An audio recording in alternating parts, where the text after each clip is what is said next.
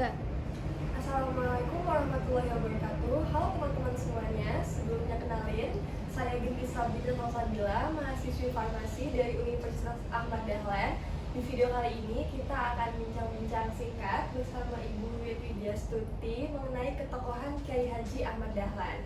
Selamat sore Ibu. Selamat sore. Ini gimana kabarnya hari ini? Sehat. Sehat, alhamdulillah. Bu Wid, boleh mungkin perkenalkan diri dulu ke teman-teman? Perkenalkan, nama saya Bibit Widya Stuti, sebenarnya panggil saja Bibit. Siapa lagi?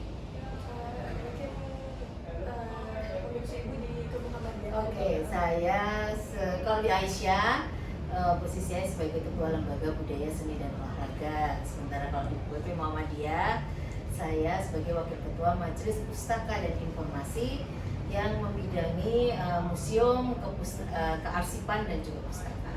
Wow, keren banget ya teman-teman semua kontribusi Ibu Wid di Kemuhammadiyahan. Baik, langsung saja kita mungkin ke pertanyaan yang pertama. Ibu, kapan dan di mana sih Kiai Haji Ahmad Dahlan ini dilahirkan? Kalau dilahirkan itu masih debatable ya. Ada yang bilang dilahirkan di Nitian dan ada yang bilang dilahirkan di Kauman. Kalau tanggalnya tanggal berapa ya saya lupa ya. Kalau nggak salah Januari. Itu tanggal berapa gitu, tahun 1800-an. Nggak apa ya Mbak, soalnya kalau yang tanggal-tanggal gitu Nggak apa-apa Ibu. harus lihat Wikipedia. Kemudian menurut Ibu kenapa sih Kiai Haji Ahmad Dahlan ini merasa perlu dan penting dalam mendirikan pendidikan di Yogyakarta ini? Oke, Kiai Dahlan itu kan sebenarnya dia sosok orang yang visioner. Apalagi ketika dia kemudian pernah ke Mekah, dia menetap 5 tahun di sana, kemudian bergaul dengan banyak tokoh gitu, sehingga terbukalah pemikiran beliau tentang peradaban sebenarnya. Ketika kemudian masuk ke Jogja gitu, kembali ke Indonesia, ke Jogja, dia kan melihat di Jogja pada waktu itu di 1900-an awal itu kan kondisi masyarakatnya itu miskin, kemudian yang kedua terbelakang karena tidak bisa mendapatkan pendidikan yang layak, pendidikan hanya bisa diperuntukkan untuk orang-orang yang priayi begitu ya. Dan kemudian ada ketimpangan ketimpangan perempuan dan laki-laki gitu, karena perempuan pada masa itu hanya dipakai kelas 2 lah gitu ya. Perempuan itu sebagai bocong winggeng, kemudian dia itu tidak bisa keluar dan lain sebagainya. Kemudian yang ketiga, dia melihat satu kenyataan bahwa pelaksanaan agama Islam itu sangat jauh berbeda dengan apa yang dia pahami ketika di Mekah. Sehingga itulah kemudian dia membuka pemikiran bahwa untuk merubah ini dia harus melakukan sesuatu. Nah, pergaulan beliau dengan beberapa tokoh Budi Utomo itu membuka wawasan beliau tentang bergerak secara kelompok. Karena Budi Utomo itu kan gini, mereka kan berorganisasi untuk mencapai kemerdekaan. Ada banyak organisasi, ada salah satu Budi Utomo, ada Sarekat Islam, macam-macam gitu, di mana mereka itu semua tujuannya sama, ke kemerdekaan. Tetapi jalannya beda-beda. Nah, ketika kemudian beliau bergaul dengan teman-teman dari Budi Utomo, itulah diberikan wawasan bahwa bisa bergerak tapi membentuklah sebuah kelompok. Nah, kebetulan beliau juga membaca atau memahami surat Al-Imran ya, surat 4 itu bahwa memang yang berkelompok itu ketika hendaklah ada di antara kalian itu menyerukan kebaikan begitu ya, secara berkelompok. Nah, itu yang menjadi salah satu kenapa kemudian Kiai Dahlan berpikir untuk mendirikan, simpelnya mendirikan sebuah organisasi. Artinya perjuangan beliau untuk merubah beberapa catatan beliau ketika beliau pertama kali datang sehabis dari Mekah itulah yang dilakukan, kemudian dia melakukan dengan cara berorganisasi. Dan kenapa pendidikan yang diperoleh gitu ya, yang diambil atau dipilih, pada waktu itu memang banyak pilihan kan, organisasi itu bergerak untuk kemerdekaan, bisa lewat politik, bisa lewat ekonomi, ada serikat dagang Islam gitu ya, atau syarikat Islam, ada yang kemudian dia bergerak lewat istilahnya jurnalis gitu, banyak. Tetapi pilihan Kiai Dahlan adalah pendidikan karena beliau punya pendapat bahwa salah satu untuk mengubah peradaban itu adalah dengan pendidikan. ketika masyarakat itu terdidik, ketika masyarakat itu tahu, maka peradaban itu akan menjadi berubah. Dan ketika sebuah kelompok masyarakat itu punya peradaban yang bagus, punya tingkat martabat yang bagus karena dia berpendidikan, maka untuk mencapai sebuah kemerdekaan itu bisa dilakukan lewat itu. Jadi ini pilihan aja, pilihannya Kiai Dahlan, berjuang sama-sama dengan Budi Utomo, berjuang menuju kemerdekaan, tetapi Kiai Dahlan melalui pendidikan, kesehatan sosial, sementara Budi Utomo melalui politik. Kemudian menurut Ibu, mengapa nilai-nilai yang diajarkan Kiai Haji Ahmad Dahlan ini masih diterapkan sampai sekarang di organisasi Ya, karena sifatnya universal. Jadi karena Kiai Dahlan itu kan sudah berpikir kemajuan ya pada saat itu.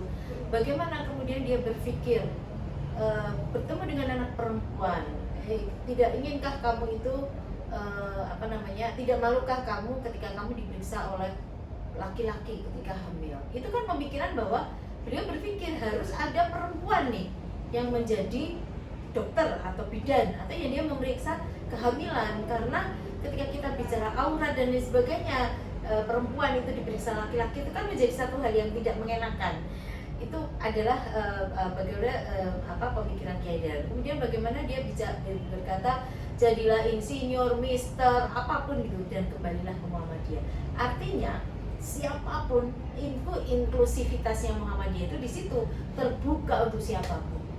Siapapun bisa jadi Muhammadiyah. Kalau kamu mau jadi insinyur, mau jadi dokter, mau jadi apapun, kembalilah ke Muhammadiyah gitu. Bisa kamu ke Muhammadiyah meskipun kamu jabatanmu apapun. Itu yang kemudian ada banyak nilai-nilai universal yang beliau sampaikan gitu. Misalnya janganlah, kalau saya perempuan ya, janganlah urusan dapur itu menghalangi dirimu untuk berbuat sesuatu untuk masyarakat ya. Itu kan artinya bahwa ini sama, perempuan laki-laki itu sama untuk berbuat sesuatu. Jadi kenapa banyak yang diterapkan ya karena nilai-nilai universalnya itu yang kemudian dipakai oleh Kiai Dahlan. Sifatnya universal, tidak kemudian hanya itu untuk hanya itu, enggak, itu di sifatnya menyeluruh dan long time. Jadi itu bisa diterapkan di zaman apapun. Kemudian Bu, kan organisasi Muhammadiyah bisa sebesar sekarang tentu tidak mudah kan. Apa sih tantangan yang besar dan sulit mungkin bagi Kiai Haji Ahmad Dahlan untuk mendirikan organisasi ini? Tantangannya sebenarnya muncul dari lingkungan terdekat dia gitu. Bagaimana kemudian yang tantangan terbesar itu kan dia itu merubah sesuatu yang sudah subtle gitu ya. Jadi memaksa orang keluar dari zona nyamannya. Itu kan pasti nggak semua orang bisa, nggak semua orang mau gitu ya. Bagaimana kemudian pada waktu itu seorang kiai, model pendidikan yang Solagan itu, di mana murid datang ke kiai, berubah ke Kiai Dahlan bahwa kiai lah yang mendatangi muridnya atau gurulah yang mendatangi muridnya. Itu kan satu perubahan sosial yang sangat luar biasa pada masyarakat itu. Jadi tantangan terbesarnya itu justru hadir pada lingkungan terdekat dia, karena memang lingkungan terdekat dia itu sudah dalam zona nyamannya. Nah, itu kemudian dirubah oleh Kiai Dahlan, merubah arah kiblat. Itu kan berarti merubah kesepakatan. Ya mereka nggak mau karena mereka merasa apa yang dia lakukan udah benar, tapi ternyata oleh Kiai Dahlan itu salah loh gitu. Nah, itu seperti itu menurut saya tantangan yang terbesar itu justru datang dari lingkungan dia, lingkungan paling dekat dia, dan tantangan itu memang sifatnya sangat psikologis sekali ya. Bagaimana kemudian beliau sempat mutung gitu ya bahasanya, mutung karena langgarnya dibakar, sehingga dia merasa aduh aku udah nggak ada gunanya dari sini, aku berjuang mencoba untuk lari, tapi kemudian bisa disadarkan oleh kakak iparnya gitu ya. Oke, kamu tetap harus di sini, harus tetap berjuang, aku biayain. Nah, mulai saat itu kan beliau mulai semangat, artinya tantangan-tantangan itu ya dihadapi aja. Mungkin pertanyaan terakhir dari kami, menurut Ibu gimana sih pengaruh pemikiran Kiai Haji Ahmad Dahlan dalam pendidikan di Indonesia, terutama dalam modernisasi kurikulum di Indonesia ini? Pengaruhnya itu adalah bagaimana pada waktu itu Kiai Dahlan itu memadukan menilai betapa pentingnya ilmu yang bersifat ilmiah begitu dengan ilmu yang keagamaan yang lebih pada persoalan karakter, persoalan pemikiran dan lain sebagainya. Dan itu menurut saya itu yang paling paling bagus itu ya, paling modern gitu untuk kemudian, karena di sekolah-sekolah Muhammadiyah itu selalu memadukan itu. Jadi ketika misalnya dulu model pesantren itu kan dia khusus ilmu agama nih, baca kitab kuning, tapi nggak di sekolah yang didirikan oleh Muhammadiyah Kiai Dahlan itu sudah memadukan antara ilmu dunia katakanlah dengan ilmu di akhirat. Nah, karena menurut Kiai Dahlan kita di dunia itu juga harus bergerak. Nah, salah satu bergeraknya itu lewat ilmu itu. Tapi di akhirat kita harus mempersiapkan juga ya, kita kan sama dengan pesan Rasulullah ya, carilah harta seolah-olah kamu akan hidup 1000 tahun selamanya, tapi carilah akhiratmu seolah-olah kamu itu mati besok. Nah, ini kemudian dipadukan.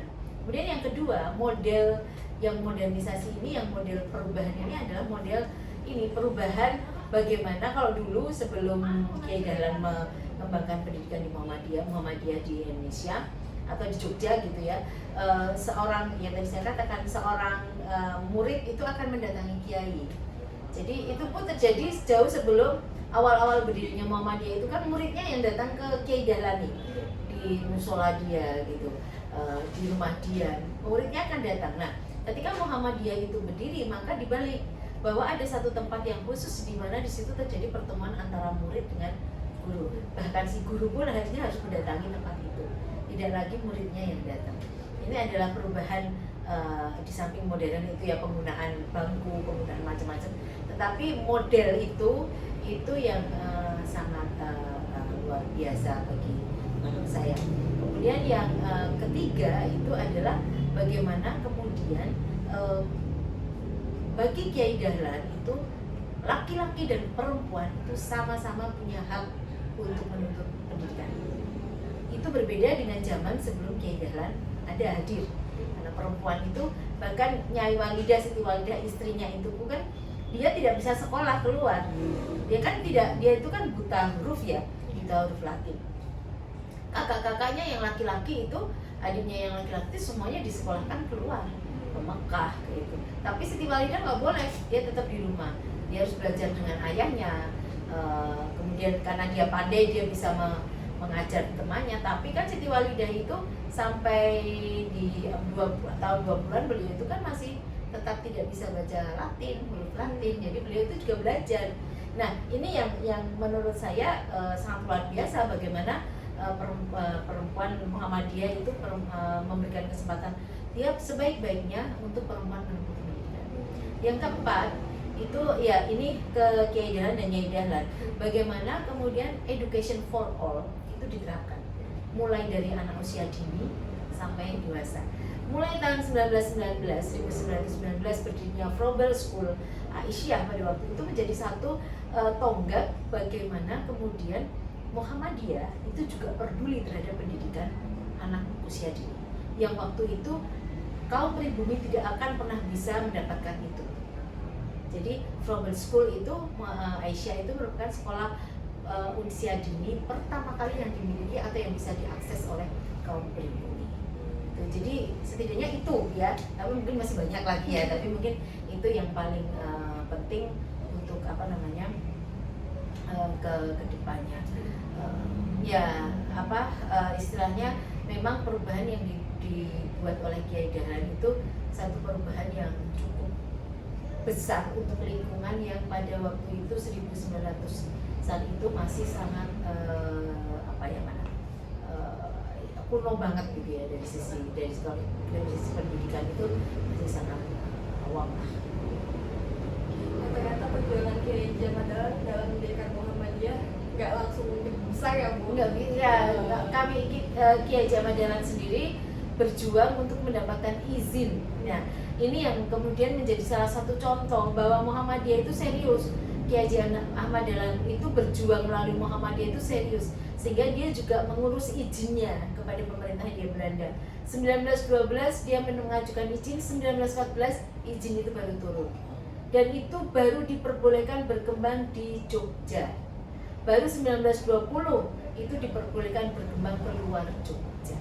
Nah, ini yang perjuangannya seperti itu. Jadi mendapatkan pengakuan Belanda pun, pengakuan negara pada waktu itu, Muhammadiyah juga bukan perjuangan yang ringan bagi seorang Kiai Dahlan. Tapi Kiai Dahlan tetap konsisten. Nah, ini kan untuk Muhammadiyah juga, makanya Muhammadiyah itu kan dikenal dengan organisasi yang rapi ketika bergerak. Kenapa bergerak itu harus ada koordinasi, kalau tidak ya namanya tidak bergerak, tidak bergerombol gitu ya.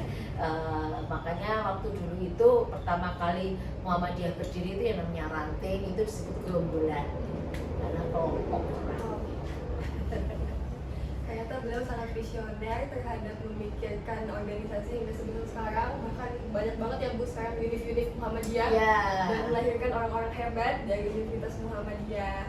Terima kasih Bu Wit atas waktunya ngobrol saya tentang Kiai Haji Ahmad Dahlan. Terima kasih teman-teman sudah menyaksikan video ini.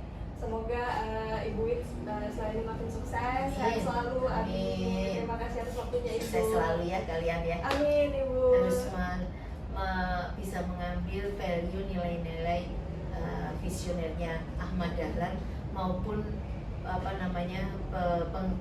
penerusnya. Ya saya katakan ketika tahun sebelum kemerdekaan pun yang namanya tahun 35 itu Muhammadiyah itu sudah berpikir untuk bisa mendirikan organisasi atau mengembangkan organisasi ini di dunia internasional. Bayangkan 1935 itu merdeka aja belum, tapi Muhammadiyah sudah visionernya saya ke depan. Tahun 1040-an gitu belum merdeka juga, Muhammadiyah sudah mulai berpikir tentang bagaimana bisa menyekolahkan anak-anak Muhammadiyah itu ke luar negeri. Sangat luar biasa, menyekolahkan loh ya, itu beasiswa kuliah itu sudah jauh dipikirkan Muhammadiyah jauh sebelum. Sebagai generasi muda tetap semangat ya Bu ya. Semangat lah. Apalagi masih kuliah semester baru kayak saya gini Bu. Harus semangat. Harus tetap semangat. Oke, sekian video dari kami. Kurang lebihnya mohon maaf. Wassalamualaikum warahmatullahi wabarakatuh.